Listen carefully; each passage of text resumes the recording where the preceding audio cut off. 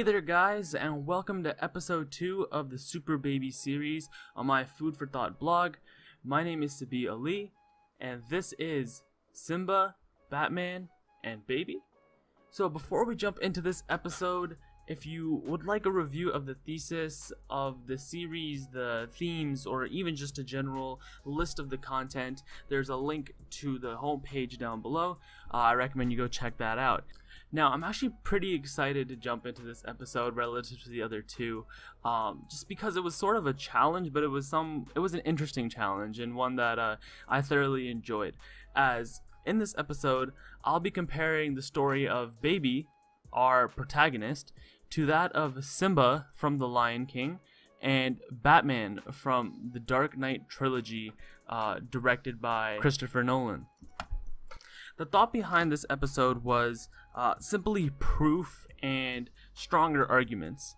If you've written any essay in any English class across majority of the older senior grades, you know that your teacher asks you for proof from the book. They'll ask you for examples. If you're writing science papers, you need facts, you need statistics. Regardless of whatever class you're taking, majority of strong arguments include an example or proof or something to just really back their argument. So I sat there thinking, well, what can I do to back up this hypothesis of Baby being a hero? And I thought, well, I'll take two well-known and well-renowned heroes and plug them in the same situation I did Baby last episode, and we'll see how they fare out. So again, if you haven't listened to the last episode, I recommend you go do so, as I'll be referencing that a lot, and the link is in the description down below, as well as a short summary of The Lion King and the Dark Knight trilogy have also been posted below, in case you're not fully aware of those. So in the last episode, a few days back, I spoke of 8 to 9 characteristics given to us by Mr. Lung and Mr. Campbell, describing the common characteristics of a hero and the fact that heroes need to have at least 7, 6, 7, 8 of these to be considered an archetypal hero. I will be going through these same 8 characteristics again, not as in-depth as I did last week, because this is not a blog about why Simba's a hero or why Batman is, but this is just simply simply a reinforcing argument. It's similar, if I had to use another real-world example, when people would compare the numbers of any current basketball player to that of Michael Jordan, because Michael Jordan's established as one of the best, and by using him as a staple to compare the current player, it sort of makes that connection stronger. Now, before we jump into the characteristic itself, we have to go back and look at the normal world, special world, and journey for the two new characters we're discussing. Now, for Simba, his ordinary world is as a child, and his ordinary world is living under his father, which right away you can see a very strong correlation with Lullabies for Little Criminals. So he's always under protection of his father. We see this from when the hyenas come, and he can't roar for himself, but then his dad comes and protects him. This is his ordinary world. His adventure begins when his father dies. We'll talk about that later, but his adventure is essentially his entire time that he spends away from the Pride and running away from his problems. His special world then ends when he comes back to the Pride to fight and take his place back on the throne. And from this we can tell that Simba essentially goes through this adventure for the sake of losing his cowardness. He can't roar, he can't stand up for himself. He runs away when his dad dies. He's seen as a coward, and that's essentially what his transition is throughout this movie.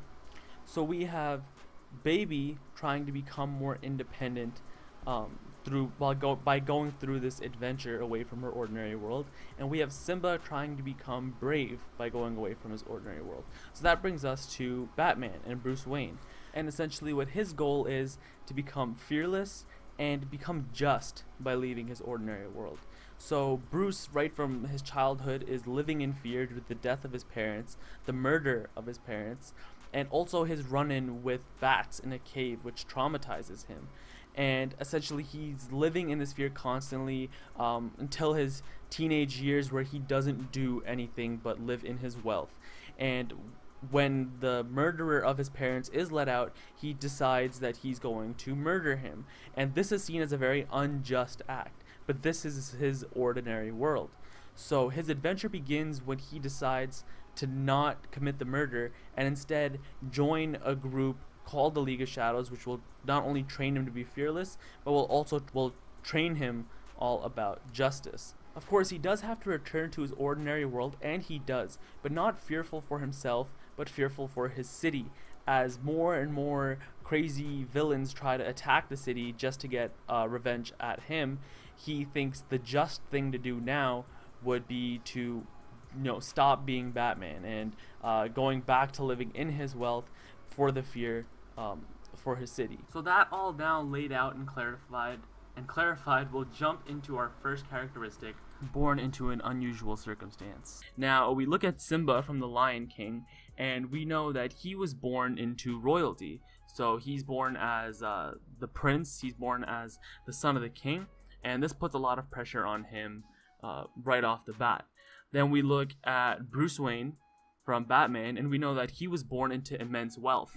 So unlike Baby, both Bruce Wayne and Simba are born into rather favorable or better off circumstances, but regardless of the fact, all three are definitely born into unusual ones. Moving on to the second characteristic, this person needs to have gone through some sort of traumatic event, an event that starts them off on their adventure.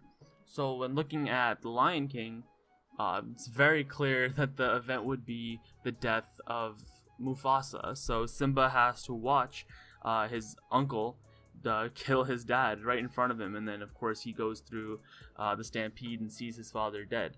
So very traumatic experience for sure, and that's what sparks his adventure.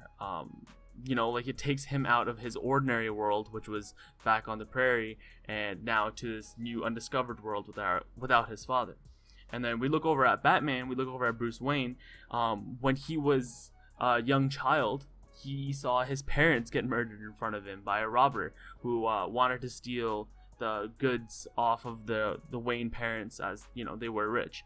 So he had to watch them get murdered. But not only that, shortly after, while he's running away, he falls into a cave full of bats, which was another traumatic experience. So he had two in a very short period. But regardless, again, we see all three characters. So Baby with the abuse of her father, Simba watching his father die, and Bruce Wayne seeing his parents die, all go through traumatic events. The next characteristic is that of spiritual help, and this is one of supernatural help. And this is one that we did not see too strongly in Lullabies for Little Criminals, but it is very present in both Batman and The Lion King. In The Lion King, Simba often sees Mufasa in the air. He sees his spirit, he sees an image of him in the clouds, often giving him mentoring words and, helping push him further in his adventure. You can also say Rafiki, the gorilla friend of his father, also helped him and mentored him while he was going through his adventure. On the other hand, when you're looking at Batman, Batman meets Ra's al Ghul, who is out of all three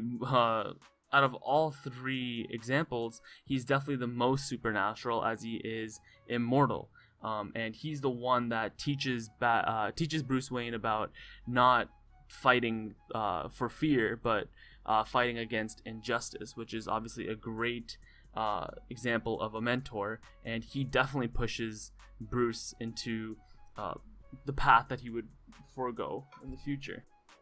This takes us to our next characteristic, which is the heroes having to prove themselves while on their adventure.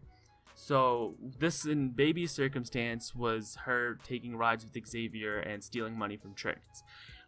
In the case of The Lion King, we see this from when Simba fights Scar, as this is really the first time that he faces his fears. He faces the adversity, and he steps up to do something about the fact that his father was wrongfully killed. In Batman's case, his proving himself is when he lets the Joker live, even though the Joker has, one, killed many cops, and two, threatened to kill the person that he loves. And this is him proving himself simply because he's not fighting against the fear. He's not fighting because he's afraid, and he knows that the greater good here is to not fight Joker, is to not hit him and do something unjust, which is the key part of his adventure. That brings us to our next characteristic, which is the hero going through a traumatic experience which matures them and helps them pass their adventure. Now, in The Lion King, although this isn't chronologically correct, the most apparent event that would fit here would be Simba leaving after seeing his father die, more than the father's death. Because for Simba, his main issue is he doesn't want to deal with problems. He just wants to run away from them and constantly just be hidden and be protected, almost similar to Baby. So for him to leave after seeing his father die and then have Scar watch him leave, even though he knows he did that, it's a traumatic experience that haunts him. And even during the movie, we see him have flashbacks of that exact moment. For Bruce Wayne, this is when he goes to a prison in the third movie, The Dark Knight Rises, and where he's put in this prison, which is essentially a giant hole in the ground, and he's told that he has to fight his way up, and he has to climb his way up and out of it. But the thing is, if you attempt to climb and you don't, then you break your back. And the main lesson this practice was trying to teach was that you can't be afraid, which is exactly what his adventure is. So this experience traumatizes him greatly because 3 or 4 times he does end up breaking his back, and of course it's traumatic based on the pain alone to break your back that many times, but it eventually does teach him that, once again, fear should not be a factor in his life, and he does learn from it greatly. That brings us to our second to last characteristic, and that is atonement for their fathers. Now, for Simba, he finally avenges his father's death, and he takes the throne after defeating Scar successfully. So, as I mentioned in the last episode, whether it doesn't have to be in spite of your father, it can be something because of your father and positive influence, and that's the case here with Simba, whereas Batman or Bruce Wayne, his atonement with his father is unlike his dad, who had all this money but did nothing to solve the crime problems in Gotham, who didn't really fight injustice with the power he had. Batman devotes his life to it, and he promises that regardless of what happens, he will use his powers to fight that injustice. And that brings us to our final characteristic, which is a reward at the end of their adventure. For Simba, this reward is the kingdom. This is, the symbol of a king. It's, being the king of a lion's pride is essentially the most, the highest standing you could get in the jungle. You're the king of the jungle. And for him to start off as someone that was called a coward, he couldn't even roar and he was constantly fearful, his reward is now getting that status symbol. Whereas when we look at Batman, he kind of gets the short end of the stick against all three, because Baby gets her normal life, Simba gets the kingdom.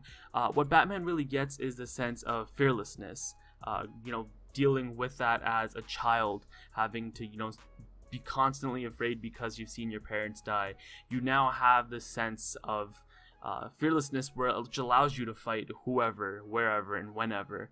And same thing, almost similar to Simba, is he also gets that status where everyone is afraid of him. He wears the bat because it scares people, but he is not feared. He's now the one holding the cards. And there we have it, all the characteristics that make a hero. Last episode we went through each one in depth with the story of Baby, and now we've gone through each one with Simba from The Lion King and Bruce Wayne from the Batman trilogy, and it's clear there's a strong connection between all three. Yes, some have opposite circumstances, but the main point of each characteristic, the meat and bones of the characteristic, are definitely still there in all three stories. And if Batman is an established hero, and if Simba's looked up to as a childhood hero, then this also establishes Baby as an archetypal hero. So that's it, guys. Thank you for watching. Episode 4 will actually not be coming out as part of the Super Baby series, because the evidence in the more core parts of that argument would be better written out, and that seems to be like the plan for that. But regardless of the fact, this was a very fun episode for me to make. Got to do a lot of fun research, especially about Batman, which makes me really happy. So definitely thanks for watching. Once again, any comments, I'm always inviting it. Leave them down in the comment space below. And until next time, this is Food for Thought.